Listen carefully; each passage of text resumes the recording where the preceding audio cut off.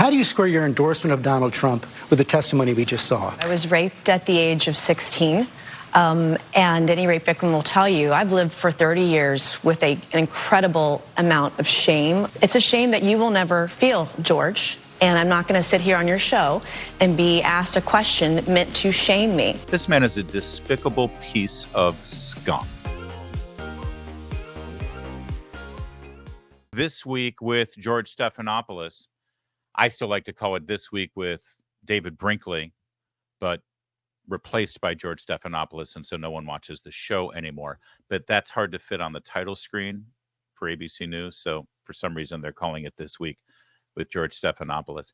Anywho, Nancy Mace was asked to come on the show and comment on the 2024 presidential election. That's all she knew. As she began her segment, they played a video of Nancy Mace detailing the fact that she was a teenage rape victim. And because of that, she has tried to employ her best political efforts with the Republican Party to make sure that any abortion legislation that the party endorses includes exceptions for rape. This really has nothing to do with anyone's position on abortion. We're not discussing that here, but I just tell you that that's the reason why Nancy Mace has been public about what happened to her, because it's personal for her. And let's face it, when we're making legislation and forming our opinions about abortion, your personal experience certainly plays into it. So George Stephanopoulos plays the video of her explaining about how she, as a teenage girl, was raped, and then asked this question. Yes, this morning. And you've endorsed Donald Trump for president. Judges and two separate juries have found him liable for rape and for defaming the victim of that rape. How do you square your endorsement of Donald Trump with the testimony we just saw? Well, I will tell you, I was raped at the age of 16. And any rape victim will tell you, I've lived for 30 years with an incredible amount of shame over being raped. I didn't come forward because of that judgment and shame that I felt. And it's a shame that you will never feel, George. And I'm not going to sit here on your show and be asked a question meant to shame me about another potential rape victim. I'm not going to do that. It's actually not about shaming you. It's a question about Donald Trump. No, you are shaming me. You've endorsed Donald Trump for president. Right. Donald Trump has been found liable for rape by a jury. Donald Trump has been found liable for defaming the victim of that rape by a jury. It's been affirmed by a judge. It was not a criminal court case, number one. Number two, I live with shame. And you're asking me a question about my political choices, trying to shame me as a rape victim, and I find it disgusting. And quite frankly, E. Jean Carroll's comments when she did get the judgment, joking about what she was going to buy, it makes it harder for women to come forward when they make a mockery out of rape, when they joke about it. Doesn't it make it harder for women to come forward when they? It makes it harder when other women joke about it, and she's joked about it. I find it offensive, and I also find it offensive that you're trying to shame me with this question. I'm not trying to shame you. Are. In fact, I have dealt with this for 30 years. You know how hard it was to tell my story 5 years ago when they were doing a fetal heartbeat bill and there were no exceptions for rape, incest, or rape or incest in there. I had to tell my story because no other woman was coming forward. No rape victims were represented. And you're trying to shame me this morning. I'm just asking. And I find it offensive. And this is why women won't come forward. Women won't come forward because they're defamed by those who perpetrate rape. They are judged and they're shamed. And you're trying to shame me this morning. I think it's disgusting. I'm not shaming you at all. I told my story. It took me 25 years to tell my story. I was judged for it. I still get judged for it today. I'm asking you a very simple question. Hey, I'm just here asking questions. I'm reasonable host of Good Morning America. I'm America's morning man. And I'm just asking a reasonable question. What's wrong with that? This man is a despicable piece of scum. You know, I interview people for a living. Daily, multiple people on my morning radio show in Washington, D.C. Politicians, members of the community, activists, what have you.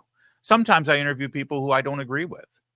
And of course, I want to be able to get important information from them. Sometimes it's going to be a spicy interview. I can't imagine ever being in a place where I use someone's personal tragedy, a sexual assault when they were a teenage girl, use that as a talking point to argue a political position with them. And what we just saw from George Stephanopoulos, this is Maoist behavior. This is Nancy Mace called it perfectly here. A public shaming. Let me tell you something. If she voted the right way, or if she supported the right candidate, or if she were a Democrat or pro-abortion, she wouldn't be treated this way. She is only asked about her personal situation because she's supporting the wrong president. He even started the entire interview saying, well, you announced that you're supporting Donald Trump, so I got to ask you, how could you possibly do this? By the way, she could also say, well, I'm also a mother of a child, and since Joe Biden is responsible for the murder of Laken Riley, I've got to ask every mother of a young woman out there, how could you possibly vote for Joe Biden? You see how this game is played?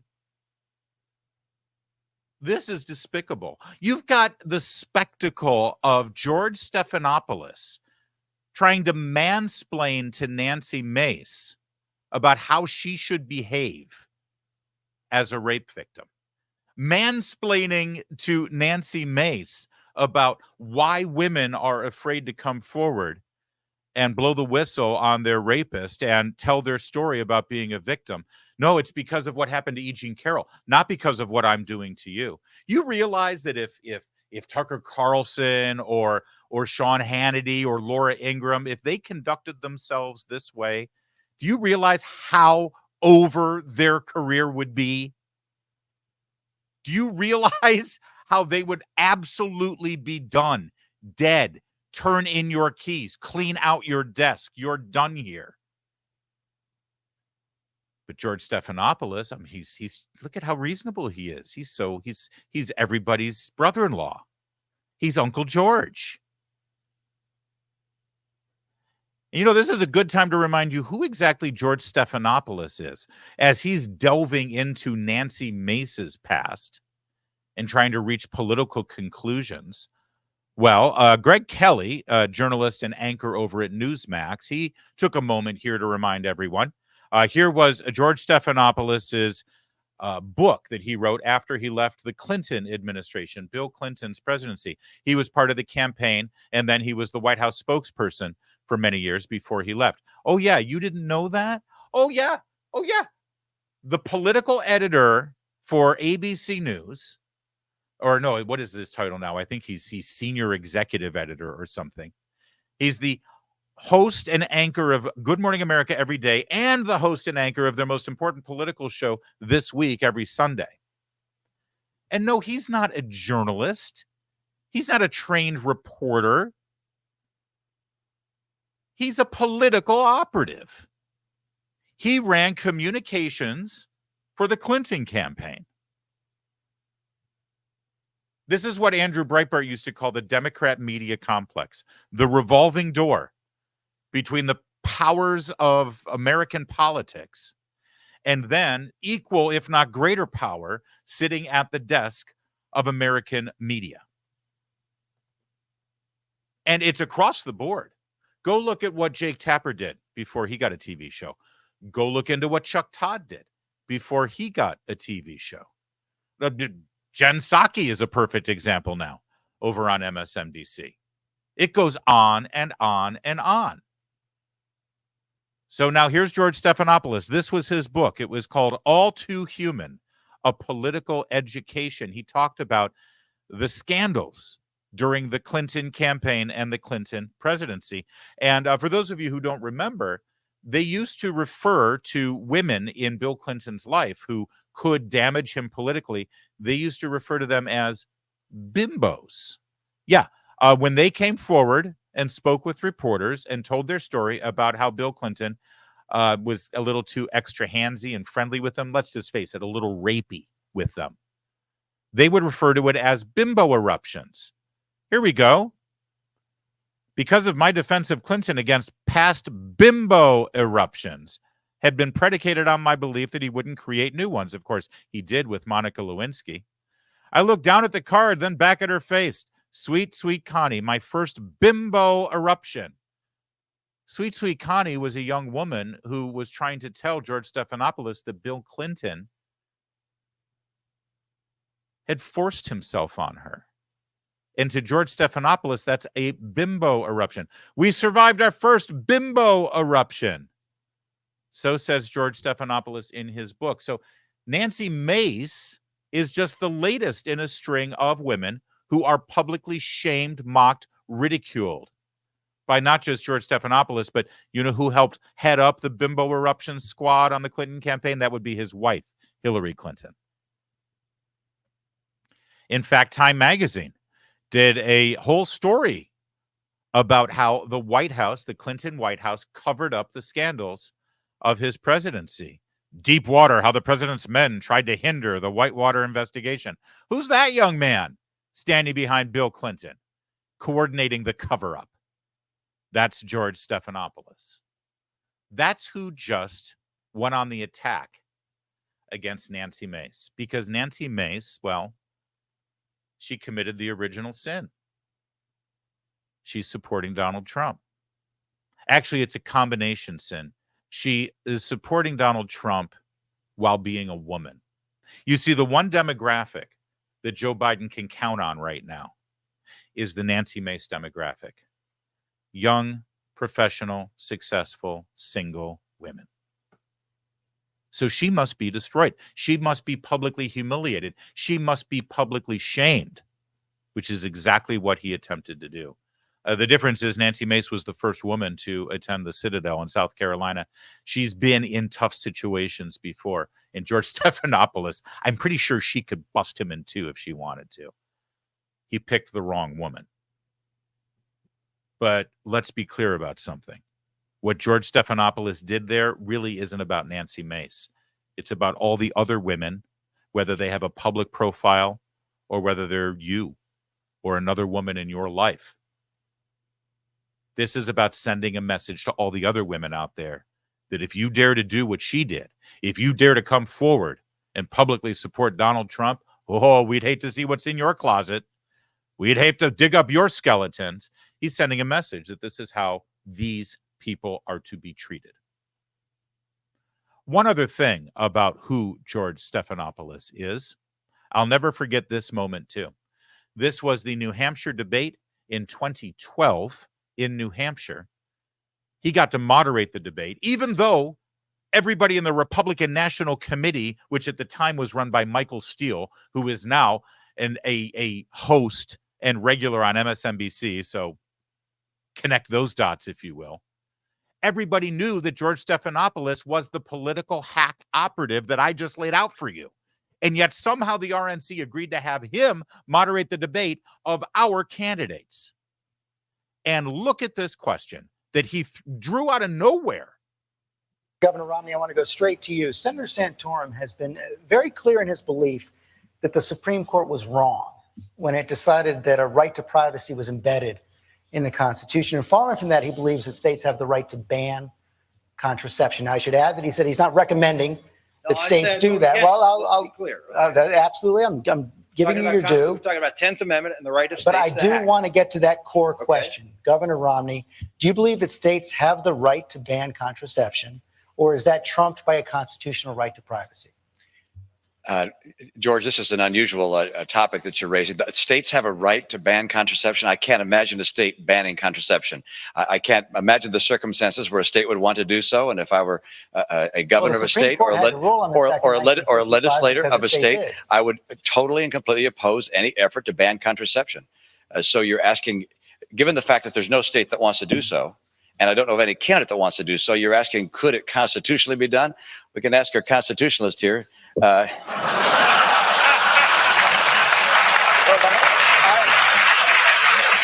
That's it.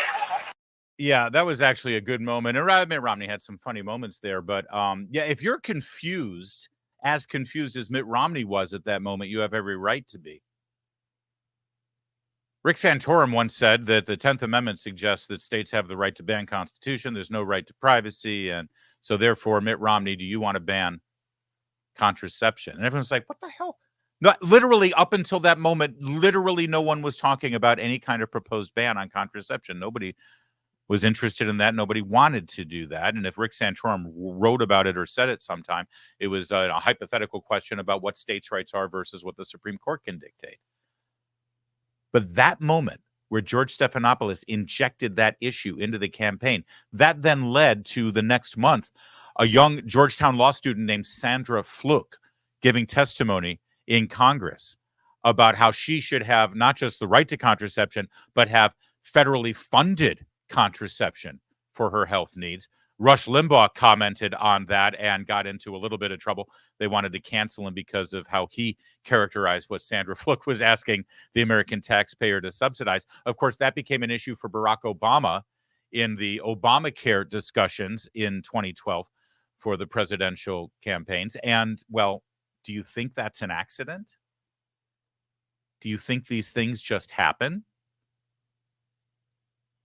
Let me tell you something.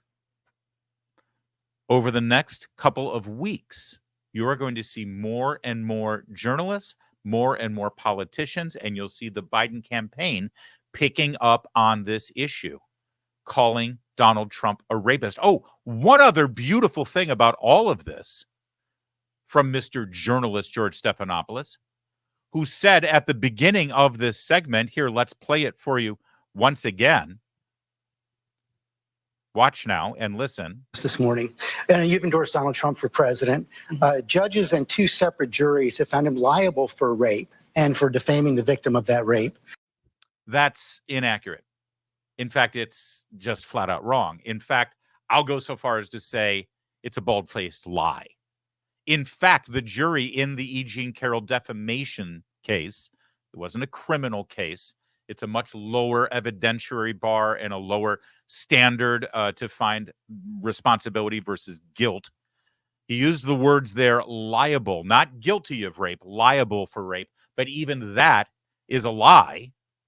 In fact, the jury in the E. Jean Carroll defamation suit did not reach a conclusion on whether Donald Trump had sexually assaulted, had raped E. Jean Carroll. They just decided that he had defamed her. So this entire thing is based and premised on a lie, but I'll go back to my original point. This is what George Stephanopoulos does because he's not a journalist. He is a political operative, a political communications expert, and he has now started this narrative. And now you will see it, I assure you, in many, many other places, in many other parts of the media, in pop culture, and in political shows. Donald Trump the rapist, Donald Trump the rapist. What does it say to the victims of rape? What does it say to women who feel like their protections are not being looked after, that they are victims and being victimized all over again by this man? And blah, blah, blah, blah, blah, blah, blah. George Stephanopoulos went there. George Stephanopoulos started it.